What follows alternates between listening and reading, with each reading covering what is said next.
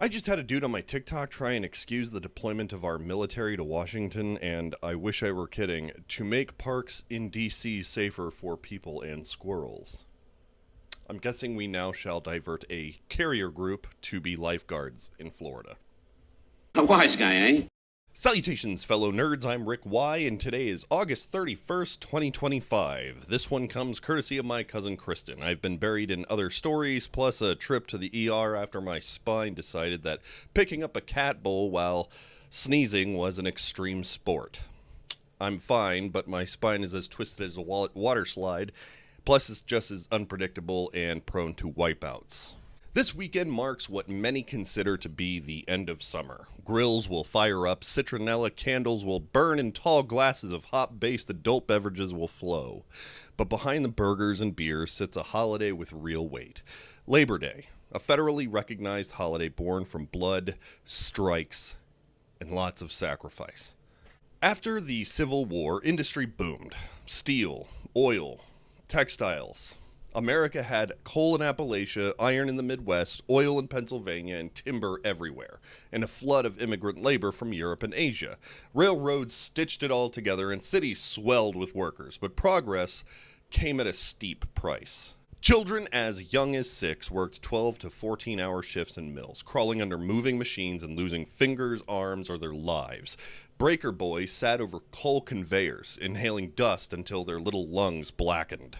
Standard work weeks stretched 80 to 100 hours. Exhaustion was so common that when workers collapsed or even died on the job, foremen just dragged their body aside and hired somebody new.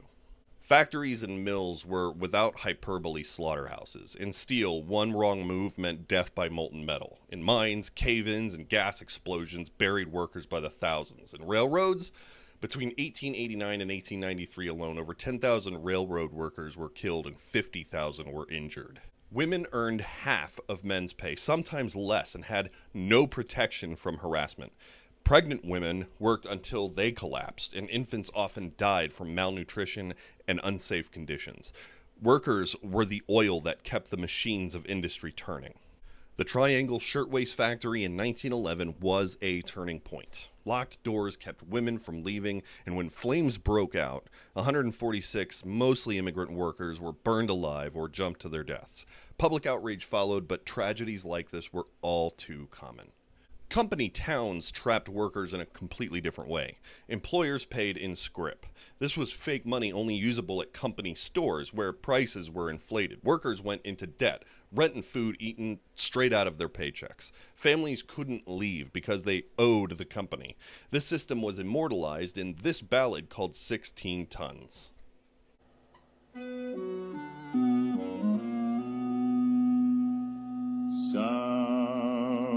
People say a man is made out of mud. A poor man's made out of muscle and blood and skin and bones. A mind that's weak and a back that's strong. You load 16 tons. What do you get? Another day older and deeper in debt. St. Peter, don't you call me 'cause I can't go. I owe my soul to the company store.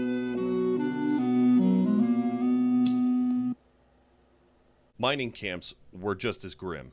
Workers rented tools and blasting powder at inflated prices. If you died in a cave-in, your debt was passed on to your family. Private guards patrolled these towns like armed HOAs, enforcing loyalty and crushing dissent. Eventually, Americans got sick of it, and workers fought back. The 1886 Haymarket affair began as a rally for the 8-hour workday, but ended with a bomb, police gunfire, and the execution of anarchist leaders like Albert Parsons. In 1892, at Homestead, steel workers fought Carnegie Steel's private army of Pinkertons, and at least 10 died. In 1894, the Pullman strike shut down railroads until federal troops killed over 24 strikers. This violence eventually spooked President Grover Cleveland. To appease workers, he rushed through legislation making Labor Day a federal holiday in 1894, but chose September instead of May 1st to avoid ties to those radical socialists. By the early 1900s, Labor Day was about marches and speeches. By mid-century, New Deal reforms had strengthened unions, and the holiday had become more celebratory. Today, for many, it's cookouts and end of summer, and some things that should not have been forgotten were lost. History became legend. Legend became myth. And for 2,000 years, the ring... Wait. Sorry, wrong book. Beneath that quaint family barbecue everyone looks forward to is the story of people who actually bled for the hours that you work and the weekends that you get to spend with your family. This next one's going to kind of grind the gears of my more libertarian friends, but just kind of stick with me here. Nothing about your work life today came from corporate kindness. The 8-hour day was first fought for in the 1860s, and the slogan was 8 hours for work, 8 hours for rest, 8 hours for what we will. It wasn't law until the Adamson Act, 1916, set it for railroad workers. The Fair Labor Standards Act of 1938 finally codified the 40-hour work week nationwide. Your weekends off came from Jewish workers who pushed for Saturdays off for the Sabbath.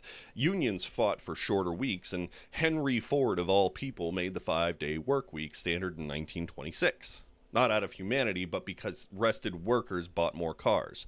Profits, not pity, moved other industries to follow. Eventually, the FLSA locked it in. As far as workplace safety, machines chewed people up until outrage forced change. The book The Jungle in 1906 exposed Chicago's meatpacking horrors, where human remains, rats, and rotten meat ended up in the food supply.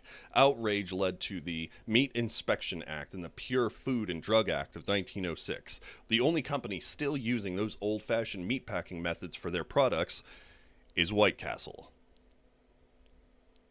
Now let's circle back. A tragedy known as the Triangle Fire forced new building codes. It had been one of the most infamous industrial disasters in U.S. history. In total, 146 people died, most of them young immigrant women ages 14 to 23.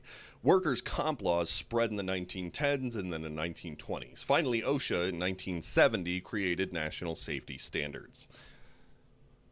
Industrial America was built on carnage. Children were mangled in machines, lungs blackened in mines, bodies crushed in mills.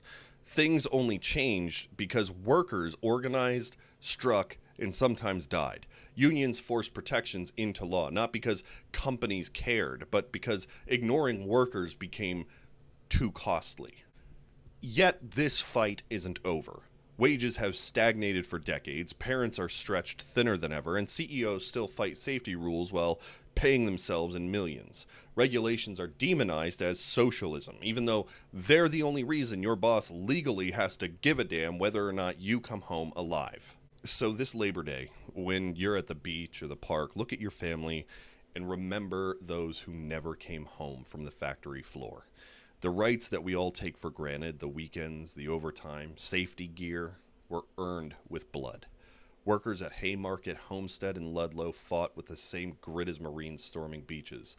Only their enemy was the bosses that they were forced to serve. Raise a glass to them. And remember, every time someone sneers at unions or regulations, they're spitting on the graves of people who built the world that we can now appreciate. Anyway, if you enjoyed the historic deep dive, hit like and subscribe. Share it with someone who could use the little reminder. Have a safe and happy Labor Day. Trump's in the Epstein files and free Luigi. Y'all come back now. You hear?